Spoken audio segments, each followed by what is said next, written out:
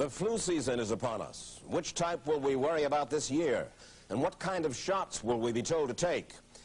Remember the swine flu scare of 1976? That was the year the U.S. government told us all that swine flu could turn out to be a killer that could spread across the nation. And Washington decided that every man, woman, and child in the nation should get a shot to prevent a nationwide outbreak, a pandemic. Well, 46 million of us obediently took the shot. And now 4,000 Americans are claiming damages from Uncle Sam amounting to $3.5 billion because of what happened when they took that shot. By far the greatest number of the claims, 2/3 of them, are for neurological damage or even death, allegedly triggered by the flu shot. We pick up the story back in 1976 when the threat posed by the swine flu virus seemed very real indeed. This virus was the cause of a pandemic in 1918 and 1919 that resulted in over 500,000 deaths in the United States, as well as 20 million deaths around the world. See how easy it is to Thus, the U.S. government's publicity machine was cranked into action to urge all America to protect itself against the swine flu menace. Influenza is serious business. During major flu epidemics, millions of people are sick and thousands die. Well, this year you can get protection. The vaccines are safe, easy to take, and they can protect you against flu. So roll up your sleeve. Protect yourself. One of those who did roll up her sleeve was Judy Roberts. She was perfectly healthy, an active woman, when in November of 1976, she took her shot. 2 weeks later, she says, she began to feel a numbness starting up her legs. I joked about it at that time. I said I'll be numb to the knees by Friday if this keeps up. By the following week, I was totally paralyzed. So completely paralyzed, in fact, that they had to operate on her to enable her to breathe. And for 6 months, Judy Roberts was a quadriplegic. The diagnosis? A neurological disorder called Guillain-Barré syndrome, GBS for short. These neurological diseases are little understood.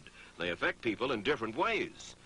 As you can see in these home movies taken by a friend, Judy Roberts' paralysis confined her mostly to a wheelchair for over a year. But this disease can even kill. Indeed, there are 300 claims now pending from the families of GBS victims who died, allegedly as a result of the swine flu shot.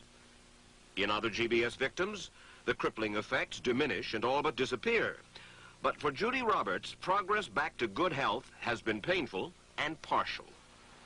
Now, I noticed that your smile, Judy, is a little bit constricted. Yes, it is. Is it different from what it used to be? Very different.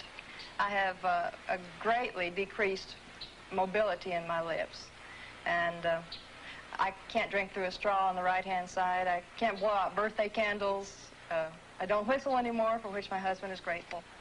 It may be a little difficult for you to answer this question, but have you recovered as much as you are going to recover?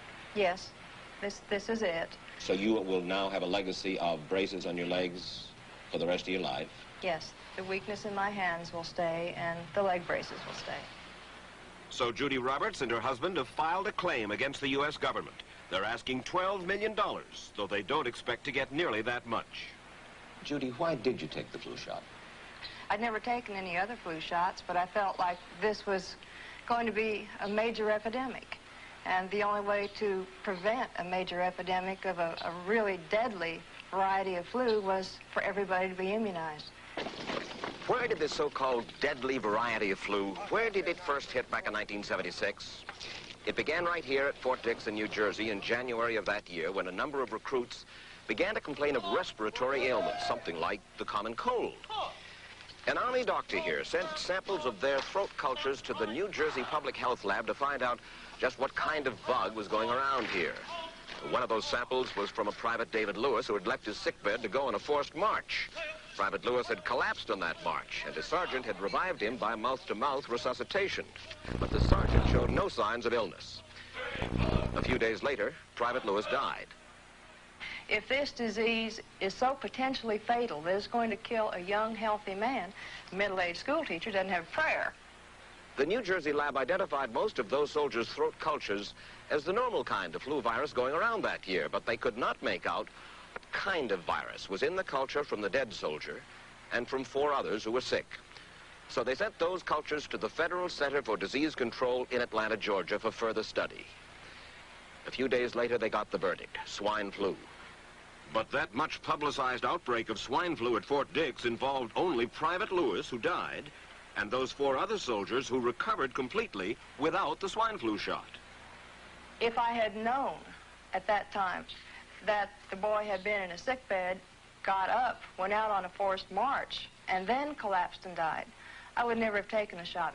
The rationale for our recommendation was not on the basis of the death of a single individual, but it was on the basis that when we do see a change in the characteristics of the influenza virus, it is a massive public health problem in this country. Dr. David Senser, then head of the CDC, the Center for Disease Control in Atlanta, is now in private industry. He devised the swine flu program, and he pushed it. You began to give flu shots to the American people in October of '76. October 1st. By that time, how many cases of swine flu around the world had been reported? There had been several reported, but none confirmed. There had been cases in Australia that were reported by the press, by the news media. There were cases in... None confirmed. Did you ever uncover any other outbreaks of swine flu anywhere in the world? No. Now, nearly everyone was to receive the shot in a public health facility where a doctor might not be present. Therefore, it was up to the CDC to come up with some kind of official consent form, giving the public all the information it needed about the swine flu shot. This form stated that the swine flu vaccine had been tested. What it didn't say was that after those tests were completed, the scientists developed another vaccine, and that was the one given to most of the 46 million who took the shot. That vaccine was called X53A. Was X53A ever field tested? I can't say. I would have to... It wasn't. I don't know. Well, I would think that you're in charge of the program. I would have to check the records. I haven't looked at this in some time. The information form, the consent form, was also supposed to warn people about any risks of serious complications following the shot. But did it? No, I had never heard of any reactions other than a sore arm, fever, this sort of thing. Judy Roberts' husband, Gene, also took the shot. Yes, I looked at that document. I signed it. Nothing on there said I was going to have a heart attack or I'd get Guillain-Barré, which I never heard of. What if people from the government, from the Center for Disease Control, what if they had indeed known about it? What would be your feeling? They should have told us. Did anyone ever come to you and say, you know something, fellas? There's the possibility of neurological damage if you get into a mass immunization program? No. No one ever did? No. Do you know Michael Hatwick? Yes. Mm-hmm. Dr. Michael Hatwick directed the surveillance team for the swine flu program at the CDC. His job was to find out what possible complications could arise from taking the shot and to report his findings to those in charge. Did you know ahead of time, Dr. Hatwick, that there had been case reports of neurological disorders, neurological illness, apparently associated with the injection of influenza vaccine? Absolutely. You did? Yes. How'd you know that? By review of the literature. So you told your superiors, the men in charge of the swine flu immunization program, about the possibility of neurological disorders? Absolutely. What would you say if I told you that your superiors say that you never told them about the possibility of neurological complications? That's nonsense. I can't believe that they would say that they did not know that there were neurological illnesses associated with influenza vaccination. That simply is not true. We did know that. I've said that Dr. Hatwick had never told me of his feelings on this subject. Then he's lying. I guess you would have to make that assumption. Then why does this report from your own agency, dated July 1976, list neurological complications as a possibility? I think the consensus of the scientific community was that the evidence relating neurologic disorders to influenza immunization was such that they did not feel that this association was a real one. You didn't feel it was necessary to tell the people that information? I think that over the years we have tried to inform the American people as fully as possible. As part of informing Americans about the swine flu threat, Dr. Sensor's CDC also helped create the advertising to get the public to take the shot. Let me read to you from one of your own agency's memos planning the campaign to urge Americans to take the shot. The swine flu vaccine has been taken by many important persons, he wrote. Example, President Ford, Henry Kissinger, Elton John, Muhammad Ali, Mary Tyler Moore, Rudolph Nureyev, Walter Cronkite, Ralph Nader, Edward Kennedy, etc., etc. True? I'm not familiar with that particular piece of paper, but I do know that at least of that group, President Ford did take the vaccination. Did you talk to these people beforehand to find out if they planned to take the shot? I did not know. Did anybody? I do not know. Did you get permission to use their names in your campaign? I do not know. Mary, did you take a swine flu shot? No, I did not. Did you give them permission to use your name saying that you had or were going to? Absolutely not. Never did. Did you ask your own doctor about taking the swine flu shot? Yes, and at the time he thought it might be a good idea.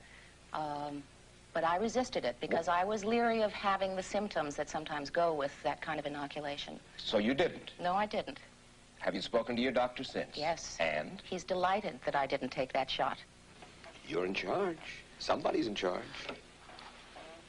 This is your advertising strategy that I have a copy of here. Who's it signed by?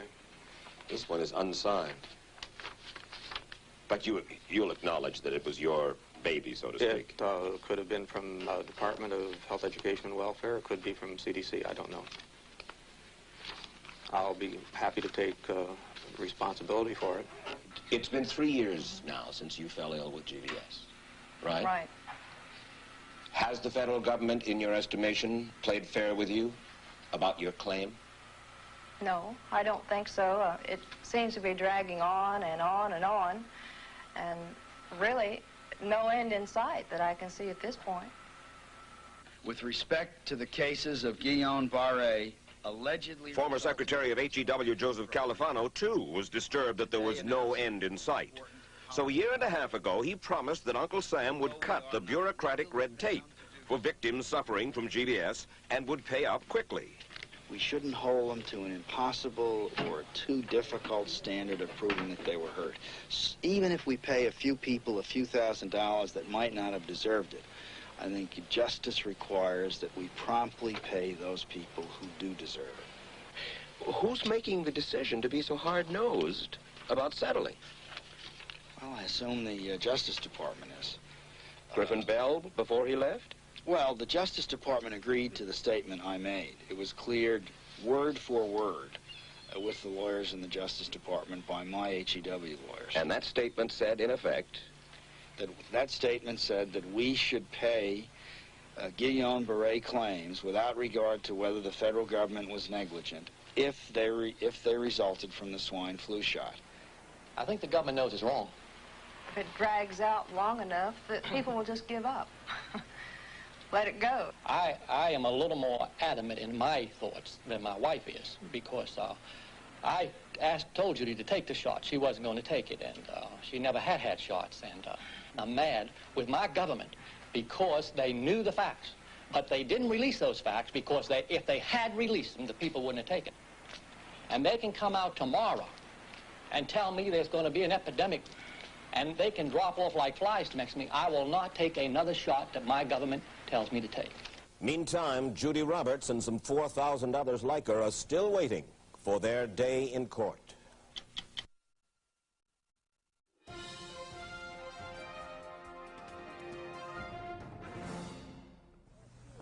I don't need another flu shot. I had a flu shot last year. A swine flu epidemic may be coming. Swine flu shot? Well, I don't know. I've been thinking about it. It could make you very sick. Swine flu? Man, I'm too fast today to catch me. You'll want to be protected. I'm the healthiest 55-year-old you ever seen. Hey, I play golf every weekend. Get a shot of protection. The swine flu shot. Joe brought it home from the office. He gave it to Betty and one of his kids. and to Betty's mother. But Betty's mother went back to California the next day. On her way to the airport, she gave it to a cab driver, a ticket agent, and one of the charming stewardesses. At school, Joe's kid gave it to some other kids, and Mrs. Merrill got it and gave it to her husband. In California, Betty's mother gave it to her best friend, Dottie. But Dottie had a heart condition and she died. But before she died, Dottie gave it to her girlfriend, the mailman, the paper boy, and the vet when she went to pick up her chihuahua. If a swine flu epidemic comes, this is how it could spread. You'll want to be protected, especially if you're elderly or chronically ill. Get a shot of protection. The swine